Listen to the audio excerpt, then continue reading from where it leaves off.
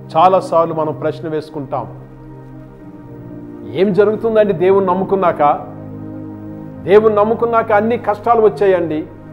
దేవుడు ఉంటే ఎందుకండి ఈ బాధలు, ఎందుకు ఈ భూకంపాలు, ఎందుకు ఈ యొక్క తీవ్రవాదాలు, ఎందుకు ఈ ఆకలి, ఎందుకు ఈ యొక్క ఆకలి చావులు, ఈ ఆర్తనాదాలు? చాలాసార్లు ఊహించిన విపత్తు వచ్చినప్పుడు దేవుడు మమ్మల్ని ఎందుకు ఇలా శిక్షించాడు? ఏమిటి, ఏ తప్పు చేశాం, ఏ పాపం చేశాం? మా అబ్బాయి ఏ పాపం చేయడండి, ఎవరిని బాధ పెట్టలేదండి, ఎందుకు ఇలాగ హఠాత్తుగా చనిపోయాడు?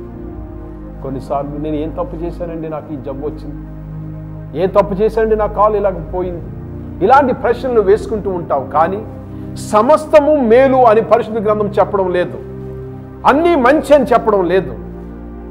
సమస్తము సమకూర్చబడతాయి మేలు జరుగుటకై.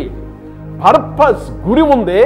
నీ జీవితంలో జరిగే ప్రతి సంఘటన, సంభవాలు ఇవన్నీ మేలు జరుగుటకే అని ఉంది, కానీ జరిగేవన్నీ మేలు అనడం లేదు.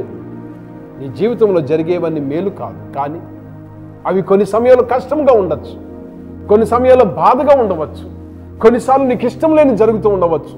వీటన్నిటిలో నువ్వు దేవుని ప్రేమిస్తుంటే వాటన్నిటిని మలిచి మలిచి చివరికి నీవు ఏమి జరిగిందిరా వీటన్నిటిని బట్టి అంటే మేలు కలుగుటకే.